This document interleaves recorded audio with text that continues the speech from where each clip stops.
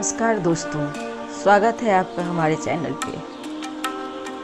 जैसा कि हम सभी जानते हैं, शुक्राचार्य की पहचान असुरों के गुरु के रूप में है। इसके बावजूद शुक्राचार्य सिर्फ नकारात्मक छवि वाले व्यक्ति नहीं हैं, बल्कि उनका स्थान ज्योतिष, नक्षत्र विद्या और कुछ जगहों पर आयुर्वेद में भी है। असल में शुक्राचार्य मृत संजीवनी विद्या के जानकार थे। महर्षि भृगु के पुत्र के रूप में जन्म लेने वाले शुक्राचार्य को भार्गव भी कहा जाता है। उनके बचपन का नाम उष्णा था। इसके अलावा काव्य शास्त्र में रुचि के कारण ही वह कवि भी कहलाए। इसके अलावा शुक्राचार्य को एकाक्षर भी कहा जाता है, क्योंकि उनकी एक आंख फूट गई थी। एक आंख के कारण शुक्राचार्य की छवि नकारात्मक रही, लेकिन उनकी एक आंख कैसे फूटी, इसकी भी एक बहुत ही रोचक कथा है। इस कथा को जानने से पहले हम जानेंगे कि शुक्राचार्य का नाम शुक्राचार्य क्यों पड़ा।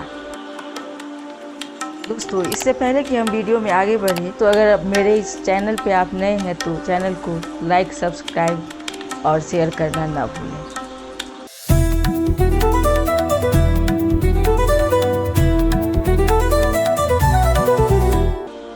एक बार असुरों और भगवान शिव के गणों के बीच युद्ध छिड़ा।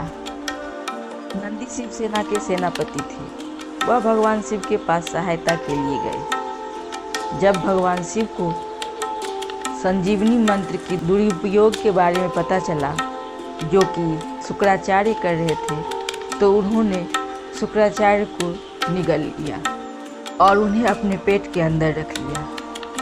असुर गुरु भगवान शिव के पेट में हजारों वर्षों तक रहे और बाहर निकलने का रास्ता खोजते रहे, लेकिन वह विफल रहे। तब उन्होंने पेट के भीतर ही समाधि लगा ली और शिव की तपस्या करने लगे। भगवान शिव ने ऋषि की भक्ति देखकर उन्हें क्षमा किया और उन्हें वीर यानी कि शुक्र के रूप में बाहर निकाल दिया। इस कारण महर्षि का नाम शुक्राचार्य पड़ा। क्योंकि महर्षि शिव के जननांगों से बाहर आए, इसलिए वे भगवान शिव के औरस पुत्र भी कहलाए। दोस्तों, आपको ये बता दें कि भृगु के पुत्र का नाम उष्णा ही था, जिन्हें शिव से संबंधित इस घटना के बाद ही शुक्राचार्य का नाम मिला। तो आइए अब जानते हैं कि शुक्राचार्य को एकाक्ष कहलाने के पीछे क्या घटना थी। गुरु शुक्राचार्य को एकाक्षर नाम से भी जाना जाता है, जिसका अर्थ एक आंख वाला व्यक्ति है। उनकी एक आंख की कहानी राजा बलि और भगवान विष्णु के वामन अवतार से जुड़ी हुई है। पौराणिक कथाओं के अनुसार देव माता अदिति ने विष्णु की घोर तपस्या की। उनकी तपस्या से प्रसन्न होकर विष्णु ने उन्हें वरदान दिया कि वे अदिति के पुत्र के रूप में जन्म लेंगे। दैत्यराज बलि को कौन नहीं जानता। एक बार दैत्यराज बलि ने इंद्र को परास्त कर स्वर्ग पर अधिकार कर लिया। पराजित इंद्र की दयनीय स्थिति को देखकर उनकी मां अदिति ने दुखी होकर अपने पुत्र के उद्धार के लिए भगवान विष्णु की आराधना की, जिससे प्रसन्न हो भगवान विष्णु ने कहा कि तुम चिंता मत करो, मैं तुम्हारे पुत्र के रूप में अब जन्म लूँगा और इंद्र को उसका खोया हुआ राज दिलाऊंगा। समय आने पर उन्होंने अदिति के गर्भ से वामन के रूप में अवतार लिया। उनके ब्रह्मचारी रूप को देखकर सभी देवता और ऋषि मुनि के साथ उनके माता पिता हर्षित हुए। इधर राजा बलि तीनों लोकों पर अस्थायी अधिकार जमाने के लिए अश्वमेध यज्ञ कर रहा था। यह जानकर वामन वहां पहुंचे। उनके तेज से यज्ञशाला प्रकाशित हो उठी। बलि ने उन्हें एक उत्तम आसन पर बिठाया, उनका सत्कार किया और अंत में उनसे भेंट मांगने के लिए कहा। इस पर वामन चुप रहे, लेकिन जब बलि उनके पीछे पड़ गया, उन्होंने अपने कदमों के बराबर 3 पग भूमि भेंट में मांगी। बलि ने उनसे और अधिक मांगने का आग्रह किया, लेकिन वामन अपनी बात पर अड़े रहे। इधर दैत्य शुक्राचार्य को यह एहसास हो गया कि यह वामन ब्राह्मण खुद भगवान विष्णु है। इसलिए महाबली को शुक्राचार्य ने 3 कदम भूमि देने से रोकने की कोशिश की।